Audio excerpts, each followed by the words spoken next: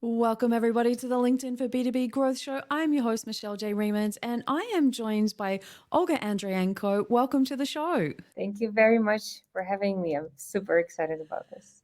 Me too. Now, we have clarified this up front. It's Semrush, not SEM Rush, just for anyone who might be curious. But before we dive into all the formal questions, I always love to ask my guests, tell me, what has your journey been like on LinkedIn? How did you get started?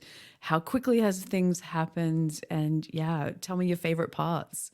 So it started when I joined Semrush 10 years ago almost. So it was a platform where you just have to have the profile if you work in marketing or anywhere. And then I realized that I needed to also see whether the audience was there. And I also needed to build my own personal profile because I was a social media person. So I explored all of the channels and I started discovering our audience in them. And also, I wanted to see the profiles of the influencers in our field. And my profile was just basically empty. And then I was chatting a lot through email, even with other software providers and then with our influencers. There was a feature, I don't know if it's still there. So I just downloaded the emails and I added them to LinkedIn, and then I had more profiles to work with. So that's where I actually had my first maybe 1,000 or 2,000 connections, but it was like 500 plus, so that's what I was going for. And from that point on, actually I still went further to work on Twitter and Google Plus at that time. LinkedIn was just my business card. And then because I started speaking on behalf of Semrush, then whenever I was speaking, then people added me on LinkedIn. And that's how during 8.5 years, I grew up until 19,000 followers. I rarely posted and I was just there, but my presence was like on other channels, while actually my LinkedIn audience turned out to be the hugest one out of all. I had Twitter, but Twitter is 11 or 13,000. And then Instagram is very small, it's like mostly private. I was not leveraging the tool that I had last summer. I started being very intentional about LinkedIn. And in a year, I got to 10,000 more followers. So, like, really accelerated growth compared to previous 8.5 years. And yeah, I built a community for myself that is larger than Semrush. And I think this is what truly also helps me and excites me. And also, the reason why I started being intentional is because I needed to change my closest circle from SEO professionals to brand marketing experts and also founders and CMOs to ensure that LinkedIn and my feed is the feed where I get inspired. I get information on what brand campaigns are working for their brand. So ultimately, LinkedIn for me is the network of my peers in brand marketing. So I could understand and learn how to do better marketing for Semrush. I love the word intentionality that you've used in there because I think that's where you get the most out of LinkedIn. And I had a conversation today. I was presenting on a panel at a conference face to face, and someone asked me the question, when I log onto LinkedIn, I just see the same stuff from my company and not much else. I was like, your future's in your hands, my friend. So you have a lot of connecting or unfollowing, whichever one's going to help you most. I appreciate you telling us your story because I like the way that you've been talking not just about building personal brands, which you do a lot of content in that space, which I enjoy, but also building the Semrush brand on LinkedIn as well and how the two play together. Now, when you're building the business brand on LinkedIn, do you find that it's different to building a personal brand, or have you found over time there's not really that much difference? I'm curious how it's played out on your side. There's a huge difference even from how Semrush brand speaks, and I speak as one of the main spokespeople. So Semrush is about educational material, like on in niches like in content, SEO, social media, and we have infographics and it's always branded. And we also put memes and we have the formula like entertain, educate, and engage. We also ask questions and we have a very specific distinctive tone of voice, but we don't share a lot of like expert posts and thoughts, and we don't share our values that much and what goes behind the scenes. And I think that's where all personal brands of all the spokespeople come in. I share how we built the campaign that we've built, like why are we talking, how we're talking. And I also used it to celebrate my team. There's a lot of mentions on how Semrush social media team is great and then how they enjoy the content, but that's praise from the community, which we consider as number one. But also, if my team sees that I also share their success, that's another kind of motivation. I think those really need to complement one another. And maybe there's a big difference also, founder versus other employees, because I think people look at those profiles differently. Our founder is not that active, but we also contribute to HR brand. So we really want to work with the best people in the industry. So how do we do that? We put ourselves like out there, and also we need to connect to them because people want to work with interesting people. So if we share this message that, okay, Semrush hires interesting people, Semrush hires talented people, and I want to work with them, so that the probability of us getting better talent is also there. There's also expert blog and personal blog, probably for individuals, but I really support the personal blog more. There's a formula that I like for my post and that I recommend. So what's happening, how I feel about it, how I think about it, and what happens next. So whatever you share, it doesn't have to be like, okay, here are 10 ways to use ChatGPT. This is the content that will get you the audience, but they will not stay unless you share your thoughts and your feelings and where you're going and where you've come from. This is not typical company content. And people stay with personal profiles because they trust people more, they connect with people easier, and they want to understand their journeys. So that's where it's really personal profile would amplify whatever brand you're working for. I think the amplification both ways, the company amplifying the employees and the employees amplifying their company, that for me has always been the gold star formula that we all should be working towards, is how do we use both to really shine a light on both sides, because it's just a win for everybody. And so I love that you're always shouting out your team and telling them how great they are and what they're up to. And I've no doubt that probably inspires them to keep going and try a little harder and whatever the next thing is, and just keep bringing it. And it's almost like I'm not going to play down their roles at all, but I feel like it's like lots of little clones and mini-me's everywhere. So now it's all amplified even more, the more that they're finding their own voices in their own space and now starting to shine in their own rights, thanks to the spotlight that you and the team all work on each other. This is why I guess I've been so interested in watching what you've been doing. And I watch from afar most of the time and just analyze, like, how do the two play together? And you mentioned about founders' brands. Tell me why a founder that might be listening to this podcast, why is it important for them to build their brand so that they can leverage it on LinkedIn? I think for the startups, that's crucial because this is where you will get even media mentions, you'll get people connecting to you, get into the spotlight easier because it's a lot easier to differentiate your company if you're the voice of the company. And the connection is easier. And also, if you talk about the clients that you have, if you talk about the purpose, and because you've built the company for some reason, it's easier to connect to a company that has purpose now. And even like the people want to work with company that has purpose. People want to purchase things that were built with purpose. So there's a lot of like value-based needs or like the connections that happen. If founder has a voice, that's the easiest way to accelerate the company that doesn't have any presence. You need company profile even like for tagging that and then for existing on LinkedIn.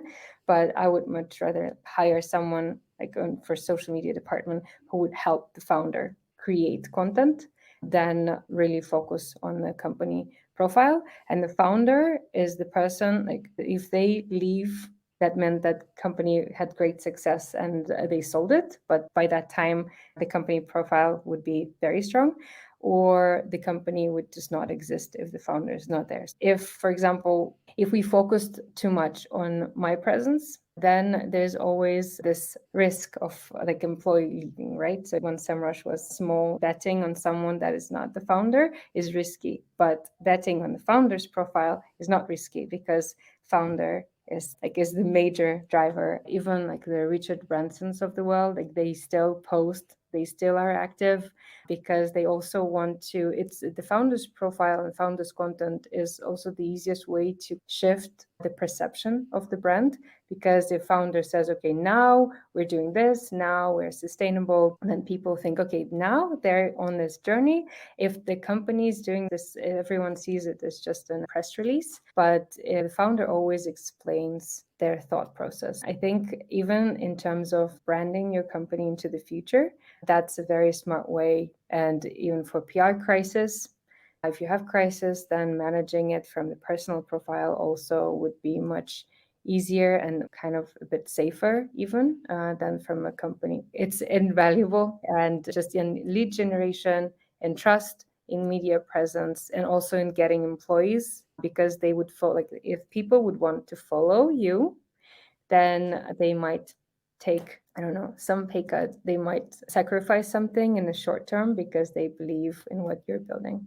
I think founders have the ability to inspire and lead by example. Often, one of the first questions I ask when I'm working with a new client and they come in is to find out if it's the CEO or the founder, depending what kind of business it is, are they actively involved or at least on board with being involved in the future on LinkedIn? And if they're not, I hold grave fears for the future of their social program on LinkedIn, because eventually people go, it's not good enough for them, then why should I? Or then there's not enough attention or resources go towards it. But the thing that I think is more important is they don't have the ability to acknowledge and engage what's happening on LinkedIn. And I think it's that acknowledgement that's really powerful, that is what you're leveraging in your team so well, is just when someone notices the effort that people are making, it's really amazing to see just how much that builds the momentum faster. And so founders that are listening to this podcast, you don't have a choice anymore, and nor should you have a choice. It's time to change. It's time to get out there. And I know that you're busy. I know that there's lots of reasons and lots more important things you might think, but I think being the face of the brand is really important. I love what you've shared on that one. But one of the other cool things that I love that you guys do is what we call user-generated content. And how does Semrush and how do you use this kind of content to build the brand? That's actually something that we're discussing a lot internally now, because I want to build this more. And people share our dashboards that we would consider user generated content.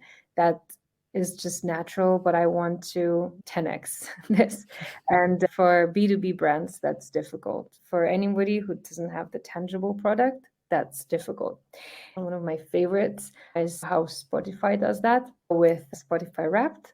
But also I loved another way of they did it. So they incentivized to create like my own festival at some point. So I create the festival, have all sorts of music, and feeling that I can combine this was amazing. I use nature content and people are obviously sharing this a lot. One idea that I really loved, how we did it 5 years ago. And whoever has the dashboards, then probably this would be for you. We have keyword data. So there was a release of another season of Game of Thrones. And our development team came up with the idea of like Dothraki keyword database, and we released it. And it was obviously gibberish, but it was fun. And it also told a lot of people that we had keyword data. The message was that we have all keyword data in the world and for any country, any language. And it was cool, and everyone was sharing that because it was just fun, and there were a lot of Game of Thrones fans. Another one, we did the Easter egg hunt. So that's something that any website can do. You just put the Easter eggs somewhere on the website on the target actions, and people would go. And also we had a pop-up sharing that, okay, you uncovered another Easter egg. There were very cute animals and eggs. And then it was the share button. So we actually had a lot of people sharing that.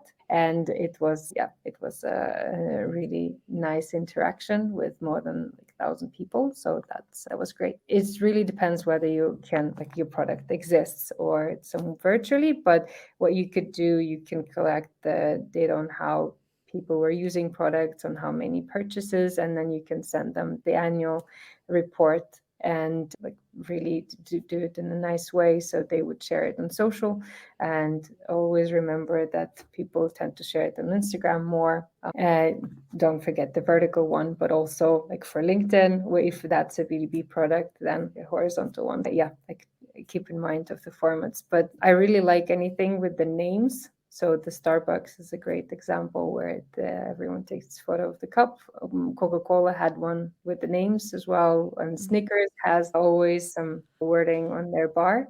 So that's like a big corporations that can afford that, but even the small one, and if you only have a website, then you can still embed things somewhere for people to take screenshots and share it. I was talking to Jess Cook on a previous episode, and we were talking about the ability for brands to surprise and delight people again. I think we got so heavily involved in adding value and how-tos that somewhere along the way we lost the ability to have fun and do things a little bit different. It seems to be cookie cutter. Everybody does their version of the same thing in a different set of brand colors. So it's cool to see and start to think about how can we do things differently.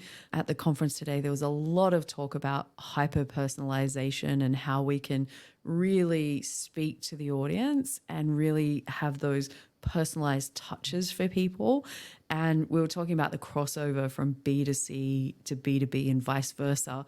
And it's really cool because I feel like marketing and building brands in general at the moment is going through this kind of phase of let's try something different. We've done what we've been doing for a while now, and now is the time to change things up. So it's really exciting. But another word that always gets talked about at the moment in the research that I do is the word community. Now, what are your tips for building a brand community? Because building a personal brand and a community around a person is one thing, but how do you think that people should be, or what kinds of things could people be doing when it comes to building a brand community? I actually think that a community that is built around the brand and not the person is more sustainable and is more long lasting. Because if you build community around the brand, then it's quite likely about the values that the brand has, or it's about brand caring about their like fans, and the brand just creates the like network or the place for people to interact. So this is the best type of community. So it's not about the brand, it's about all of the audience. And then if you give, either it's the Facebook group, Slack community, or it could be on your website as well. So just give people the space. They already know that they're connected within the topic, and then they use the product, but give them the freedom to discuss whatever they want and make it about them. And then we're caring about them, starting with replying to every mention that you have from anybody, to ensure that there is this I see you, I care about you, thank you for being here, and inviting them to the space to interact with others. And in terms of the community around personality, I feel that there is too much focus on a person, so people do not interact with one another. They always are eager to hear this one voice, and I think that these communities, like, they're missing out on the interpersonal connection because it's always like one to many. And I really love this like many to many approach that like brand is building. So how to build it? We started replying to everybody that mentioned Semrush. So you start with people who already know you, who care about you. You start also replying publicly to negative mentions and not like shying away from them. So what a lot of brands do, they say, well, I sent you like the info in DM, or please DM us, and you take it either to email or you take it to direct messages. So what other people see is that, okay, you reply to a customer, I have no idea whether the customer was happy afterwards or not. and having the public dialogues and explaining things and how. So the company is not always wrong. What you need to say is that I feel you, like I see that you're upset. I'm very sorry that you're upset. But it doesn't mean that I'm very sorry that we decided something that we decided. It also really, you need to find a way also to explain things your way of doing business, and other people will see that and they would then decide whether they would want to follow or they would want to use the product. And in a lot of ways, people just want like attention, they want explanation, and they want you to fix things. If you don't, you just explain why you can't. So some would leave, but you win so much trust with that, and people would really want to connect to brands that are more human in that sense. That's the great way to start. Couldn't agree more. I made a whole YouTube video dedicated to a particular brand whose product I love and use and heavily promote to my audience, but their presence on LinkedIn drives me crazy. They pay money for ads to show, which keep getting shown to me. And then there's all this interaction with fans like me that love it and people that have had customer service issues that weren't resolved or had some issues and they pop in as well. And there's no response to any of us. So there's no response to the people that are going, yes, we love Remarkable. There's no people going, oh, we're sorry, here's how we'll sort it, we'll be onto it. It is just silence. And I made a whole video. This is how much it drove me crazy to say it's literally burning money. There are people on there saying, I'm on the fence, I'm thinking about buying the product, that I would be having some kind of trigger going, if you buy it today, here's what we'll give you. It's such an opportunity to, after you've spent that money on paid campaigns, no less, to literally just come in and ignore everyone that responds to it. I was just scratching my head so much. I was like, what are you doing? I was tempted to send it to their head of marketing or their CEO and say, I can help you. I don't want them to miss out because it is a great product, but this experience is just so weird.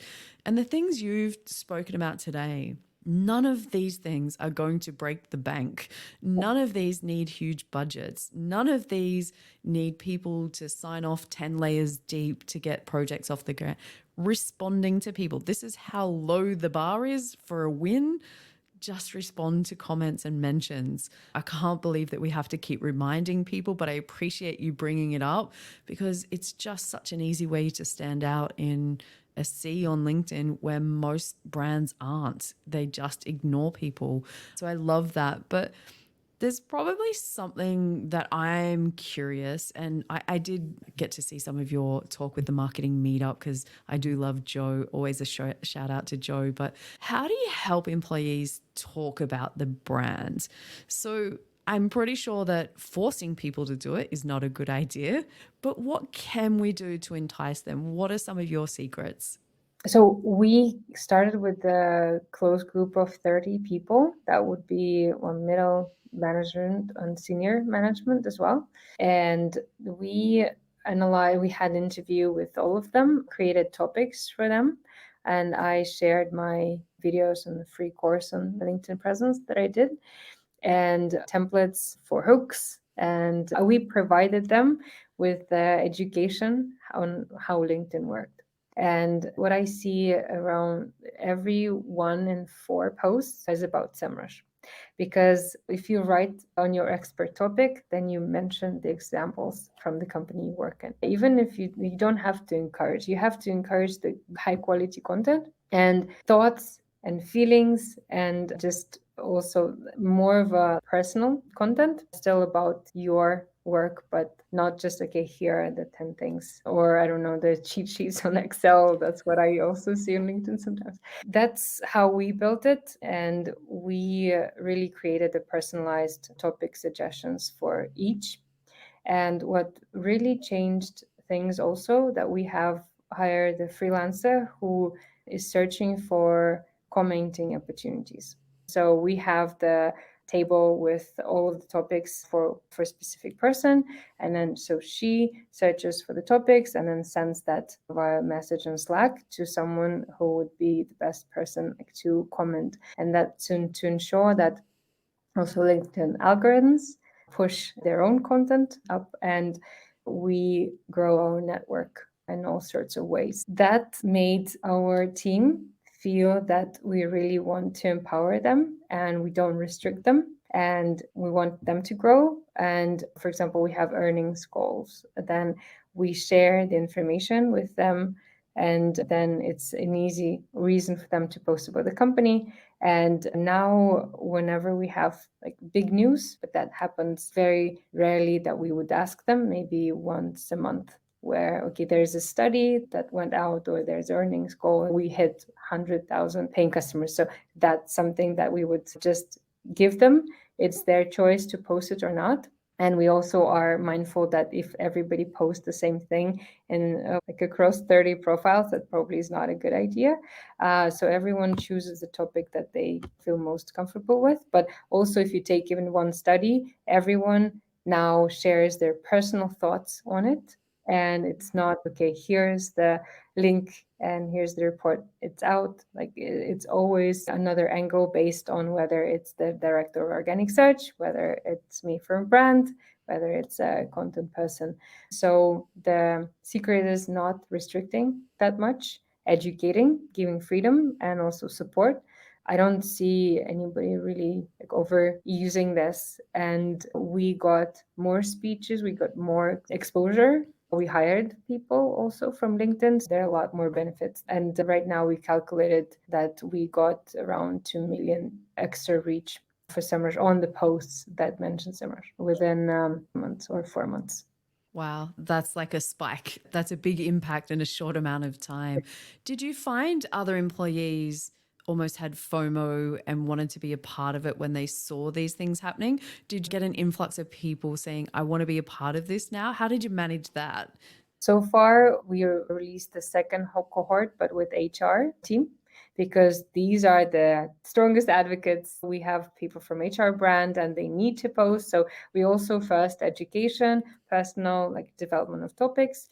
And we have requests, okay, how do I choose this program? Now we discussed that we will have a Google form. So I want to know like how much time anybody can dedicate or who is willing to dedicate, what the personal goal would be, what the struggles now, why they're not doing it personally, and where they're now, like in the metrics that we would gather. And I discovered that if you even ask certain questions, like any questions, then people are suddenly also like taking it more seriously. If you just say, yeah, join the program, they will not really value it as much. So even the simple Google form, then it makes them more committed.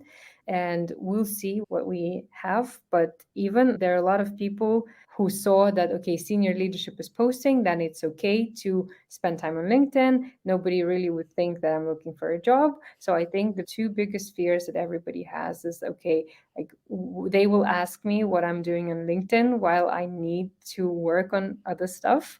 And if I'm active, that means that I'm looking around. So those two fears is the first ones that need to be tackled. But if senior leadership gives the example, then, and we had an influx of posts from marketing and even that were not part of the program, we saw that they're starting posting. But it's the consistency is key. And that's where everybody just like stops posting because it's a lot of time. I was happy to see that it was like 30% increase in other people posts, but then it died down because you need also the community that exchanges ideas, and you also need help from the company to support this intent.